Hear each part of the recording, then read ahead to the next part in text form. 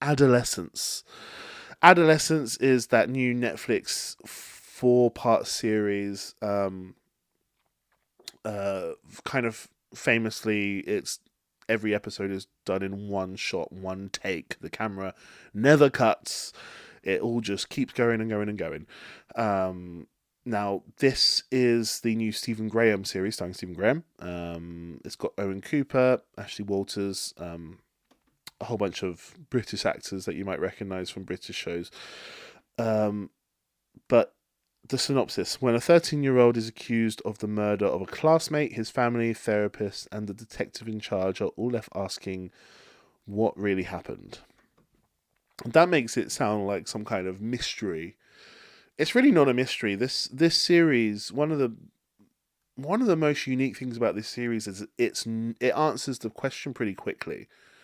It's not some mystery as to who did it. You kind of find out very quickly, and there's no trickery about it. There's no twists and turns and like huge bombshell moments. No, it's this is what happened, and then it's a very somber look at the circumstances that can bring teenage boys to act in this way. Um, because this is, knife crime is a huge problem in the UK and probably in a lot of countries just in general. Is it called femicide? Just guys killing women is a huge problem. Like, this is the thing that happens so much. This series is so wow. It's so affecting. It's so interesting. Like, it doesn't it doesn't glorify anything. It doesn't um, sugarcoat anything at all. And it doesn't spoon feed answers to you either. It doesn't give you straightforward answers. It's, oh fuck, like we just don't have an answer for this yet. We don't know exactly why young men, boys turning into men are doing this. Like, we don't have exact reasons why, and this show doesn't. It's not going to spoon feed you the answers. It's just gonna explore the circumstances of this boy's life, his school, his upbringing. It's going to explore the different things, and at no point are you going to be like, that's it. It just doesn't do that. It leaves it completely open for interpretation, completely open for examination as well. It's just a marvelously written show. Like, you would be so tempted as a writer to add little elements of things that would make it sort of exciting. But the exciting thing about this is how just sort of normal it all seems. Because that's what's so scary about it. It's so fucking like, yeah. Yeah, just the news like 2 days ago, the boy's been arrested for like 49 years. He's in jail for 49 years for killing his mum, dad, and sister, and was about to kill primary school. Like, this shit happens. Knife crime happens all the time with teenagers, especially. And the acting is just on another level. Stephen Graham, the young boy, the one who plays the main boy is Jamie, I think his name is. So Owen Cooper plays Jamie. Stephen Graham, obviously Ashley Walters, he's awesome. He's such a great actor. But yeah, the acting is so good. It's just thrilling to watch.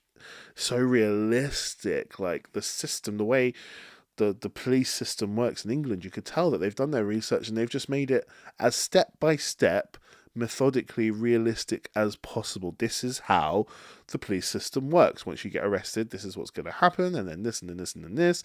They obviously did their research on what a school is like in the UK. Like, it's exactly that. The fire alarm, the going waiting outside in lines, the bullying that happens, the stressed out teachers, the feeling like, is anybody learning anything in these sort of like farms? Like, they're just sort of factory farms almost. They seem like it's just children getting herded around from room to room with so much pent up hormones. Um, Obviously, everyone's amazed by the technological achievement of the one shot, which is like amazing. Like, imagine all the rehearsals and stuff. I will say though, like, I find that amazing, and it really adds to this. I love it. It's great. But people are like, it's it's incredible. These actors, if they made a single mistake, they would have to stop and start filming the whole episode again from beginning. These actors weren't allowed to make even one mistake. Isn't that just the most incredible thing you've ever heard? And it's like, uh, go to any theatre show. Like, all theatre is one shot, basically. Go to the West End. There's thousands and thousands of actors doing that eight shows a week, not making mistakes. Like, that's not unusual for actors. That's an actor's dream, actually, to really sort of dive into a character and try and inhabit a character and act that way for this, this period of time.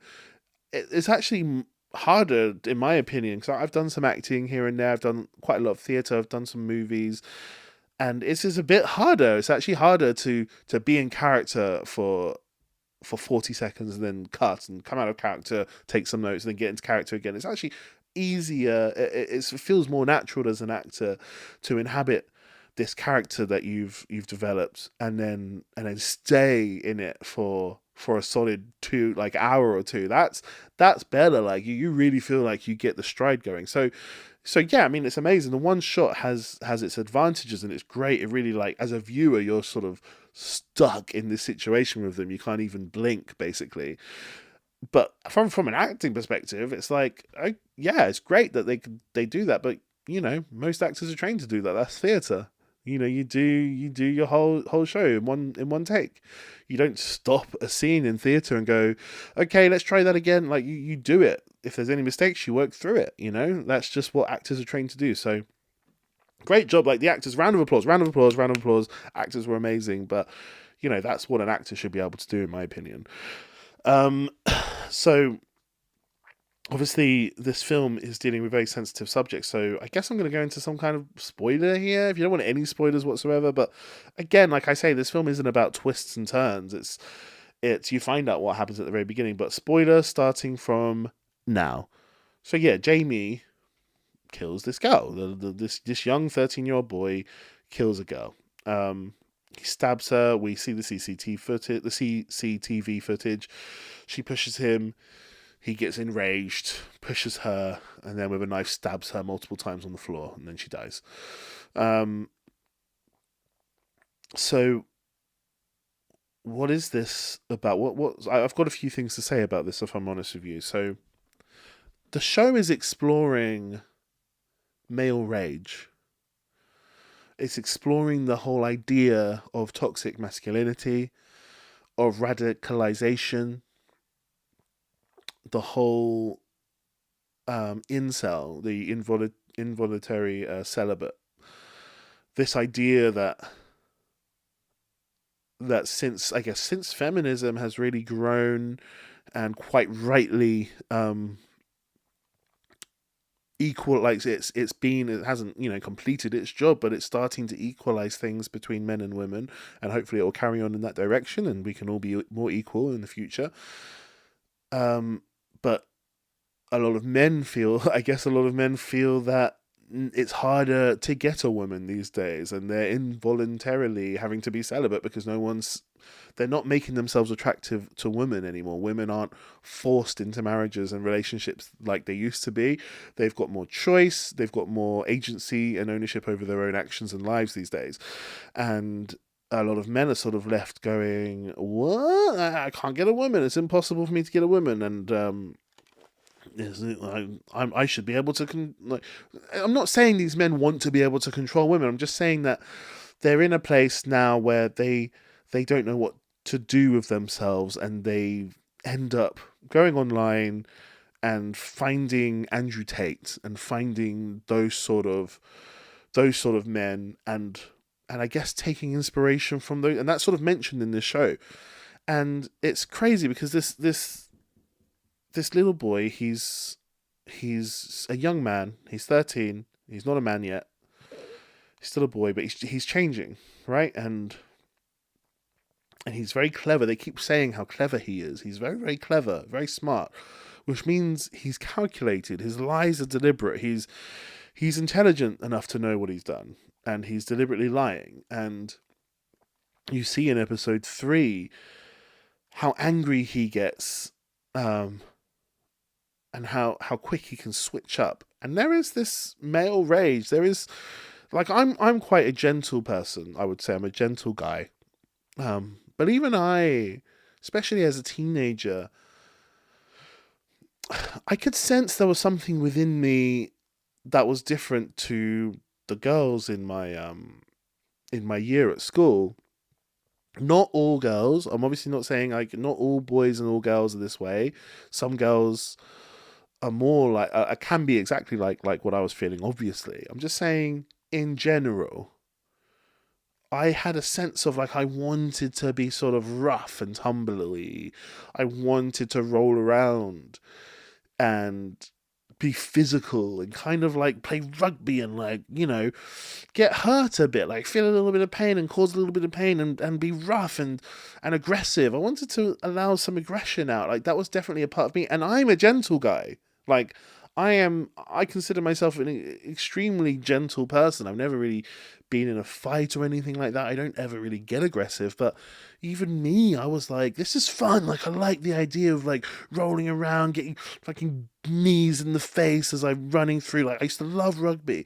I did boxing for a while. I enjoy it. I like the idea. I don't like the idea of causing harm or pain to someone, but there's something in my body. There's some form of testosterone in my body that I could sense wasn't in half the population of my year at school. The females, they didn't necessarily have that. Like maybe they did have it. Maybe there was a part of them that wanted to do it, but they just they were just I don't know. I feel like it wasn't coursing through their veins in the same way that it does for adolescent teenage boys. And I don't want to side. Like I'm just going to give a little bit of empathy to Jamie here, and I'd hate to do that because I don't want to be on the I don't ever want to take away from the victim because obviously life is fucking hard for women. It's not fair biologically and in social terms either. It's harder for women. It just is. And men have all the privileges in the world. We've got all the advantages, all the opportunities. It's all there for us for the taking. We just if we wanted to, we could have everything. Like it's so easy for men basically, and women have it so hard. But I'm going to just give a bit of empathy here to Jamie because he's this young boy, and as you go through your hormonal sort of teenage years, that testosterone is part of your body. It's coursing through your veins. It's coursing through you. And not all boys feel it. Of course, I'm not saying all boys feel it. And some girls do feel this as well. Girls can feel this as well. I'm just saying it's more common in boys that this feeling, it can, like if I can feel it and I'm as gentle as they come, I would say. But if I can feel it, then it's totally understandable that other people might be able to feel that at varying levels. Especially other guys, they might have that feeling way more than I had it. In which case it's like, damn, this testosterone, this masculine, this sort of, whatever you want to call it, this thing inside them that wants you to shout and fight and argue and get physical and get rough.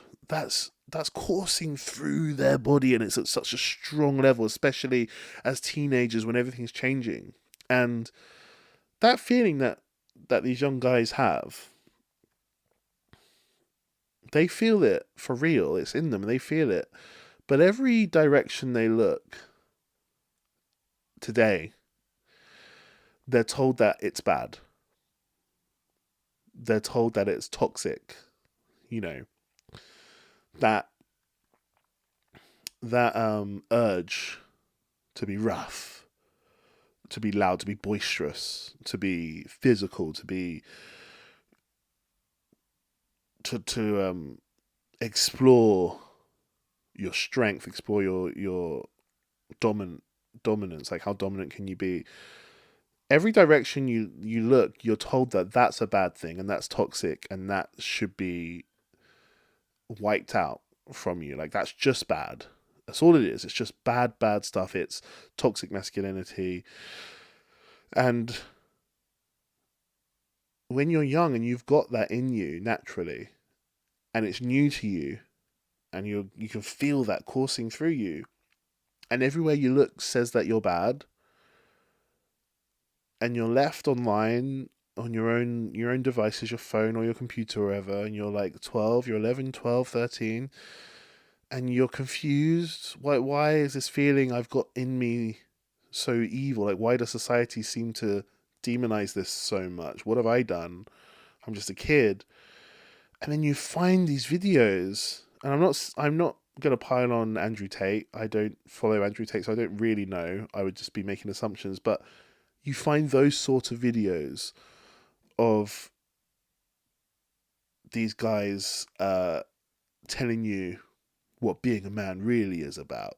And it's about, that Donald Trumpness of it all. The whole fucking, like, just grab him by the pussy. That whole kind of, like, tell that bitch to shut up. That is where these kids are turning to, and they're looking around every other direction. The world is telling them that you're bad for having these feelings. You're bad for having this sort of testosterone in you. You're like, everything you're feeling is bad, bad, bad. And then they go online, and there's these men that are saying no, it's good. Of course they're gonna want to watch more of that, and of course they're gonna go down rabbit holes of those sort of videos. Of course they're going to get sort of indoctrinated and radicalized by these incel communities. Of course. Like, that makes so much sense to me. Like, I feel I'm not fucking Jordan Peterson here, where I feel like I want to cry at the plight of the poor the poor subjugated men, the disenfranchised white men. I don't feel sorry for them, but young teenagers learning about their own new power, their muscles are growing, everything's growing in ways that the other half of your class isn't. And this rage, like my brother, he's the calmest, most loveliest guy in the world. Both of my brothers are very, very calm, very, very lovely. But one brother in particular used to scream and fight and shout at his mum every single morning before school. It was just World War III in my house. And it was just like, yeah, he's a young boy who's experiencing a surge of testosterone, and hormones are changing. He's got this aggression in him that boys have naturally. It happens. It's an unfortunate case of biology, but it is just something that's within us. And yeah, like even the nicest, gentlest men, boys have this. And like if my brother had it, if I had it in my own way, and you look at Jamie, he must just be so confused, looking around everywhere, saying that it's wrong to have these feelings, even though it's completely and utterly natural. And the only way he can find any kind of acceptance in this world for this type of stuff is online with Andrew Tate types.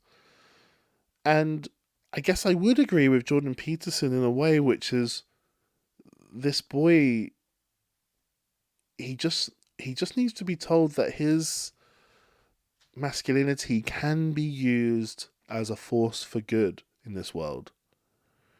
The things that do make him male, that strength that he does have, it can be utilized if he gets his act together.